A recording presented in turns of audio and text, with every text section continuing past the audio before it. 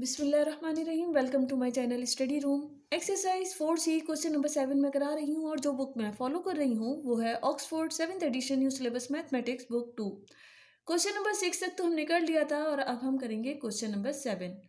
Special algebraic identities की help से हमें फैक्टराइज करना है, लेकिन सबसे पहले जिसने मुझे सब्सक्राइब नहीं करा है वो मेरे चैनल को सब्सक्राइब कर दें और बेल बटन भी दबा दें ताकि आप लोगों को नई आने वाली वीडियोस का पता चलता रहे। अब हम चलते हैं अपने क्वेश्चन नंबर 7 की तरफ।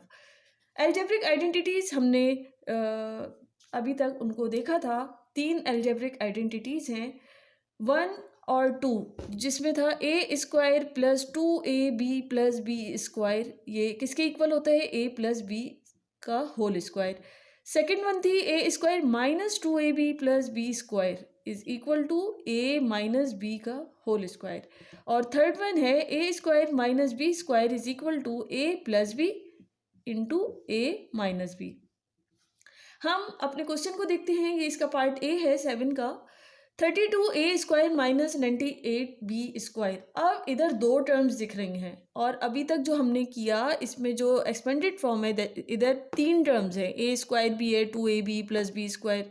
जो सेकंड आइडेंटिटी है उसमें भी 3 टर्म्स हैं, लेकिन जो थर्ड वन है उसमें 2 टर्म्स हैं, एक a² है और दूसरी b² है। और इधर मुझे a² वाली टर्म दिख रही है और b² दिख रही है, तो इसका मतलब यहाँ ये भी नहीं यूज होगी, ये भी नहीं होगी, ये वाली यूज होगी। अच्छा, अगर मैं ये देखूं कि ये जो है 32a² माइनस 98b², सबसे पहले तो मैं ये सोचूं कि क्या 32 किसी का स्क्वायर है? 32 किसी का भी स्क्वायर नहीं है। और 98 क्या किसी का स्क्वायर है? नहीं है। और दूसरी चीज़ हमें देखनी होती है कि क्या इधर कुछ कॉमन निकल रहा है। तो मुझे लग रहा है यहाँ 2 मैं कॉमन ले सकती हूँ, तो 2 कॉमन ले लिया। 2 16 जा 32 होता है, 2 इंटू 16 32, और a² ले लिया माइनस 2 4 जा 8 होता है और 1 इधर गया, 2 9 जा 18 49, 2 इंटू 49 98 और b²। तो इसका मतलब इन दोनों में से मुझे 2 तो कॉमन मिल गया। अब ये है 16a² माइनस 49b²। इन दोनों को देखकर मुझे ये लग रहा है कि यहाँ पर ये वाली जो थर्ड आइडेंटिटी है ये यूज होगी, इसलिए कि 16 जो है वो 4 का स्क्वायर है। 4 इंटू 4 अगर मैं करती हूँ तो ये क्या हो जाएगा? 16। तो 4a मल्टीप्लाई बाय 4a ये हो जाएगा 16a²। इसी तरह 49b² ये होता है 7 का। हमें स्क्वायर्स पता होने चाहिए। ये आपको एक्सरसाइज के शुरू में ही बताया था कि हमें स्क्वायर्स पता होने चाहिए ताकि हमारे लिए इनको सॉल्व करना इजी रहे। 7 7 जा 49, b इंटू b² होता है। तो इधर मैं ये पुट कर इधर मैं a² में कह सकती हूँ कि ये हो जाएगा 4a का होल स्क्वायर, तो ये 16a² हो जाएगा। और b जो है वो 7b का होल स्क्वायर। तो हमें आइडेंटिटी पता है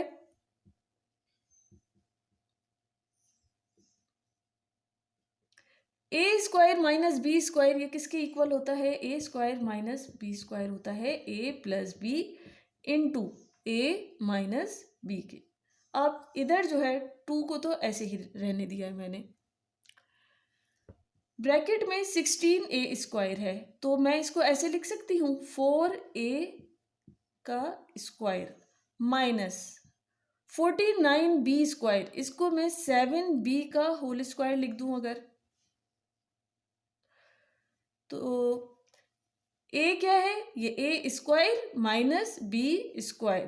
तो इसको a² माइनस, मुझे पता है a² माइनस b² किसके इक्वल होता है? a plus B into a minus B. तो इसकी जगह मैं लिख सकती हूँ 4a प्लस 7b और 4a माइनस 7b, और यही है हमारा आंसर। अच्छा, इसका जो है सी पार्ट, बी पार्ट है इसका। ये बी पार्ट में कह रहे हैं c² माइनस 1/4d²। तो मुझे तो ये बात पता है, तो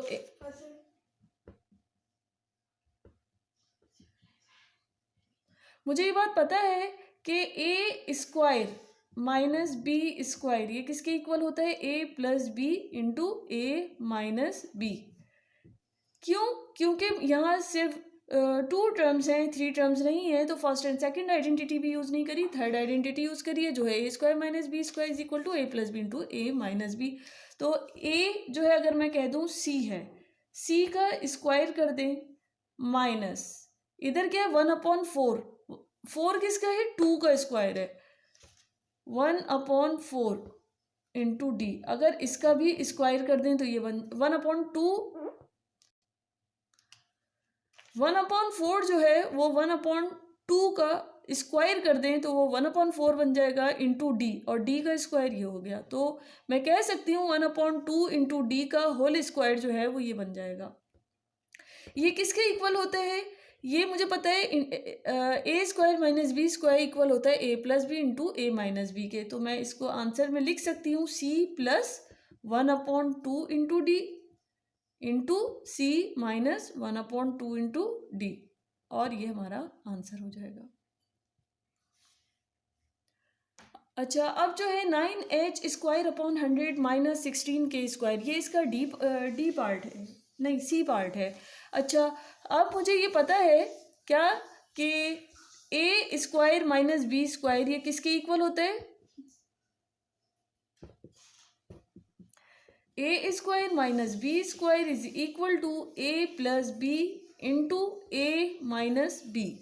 अब ए, अगर मैं इसको कहूँ कि ये ए है, किस तरह से ए बन सकता है? 9 किसका स्क्वायर है? 3 का स्क्वायर है, 3 अपॉन 100 किसका है? 10 का इंटू एच, इस पूरे का अगर मैं स्क्वायर कर दूं 3h अपॉन 10 का होल स्क्वायर कर दें तो बन जाएगा 9h स्क्वायर अपॉन 100।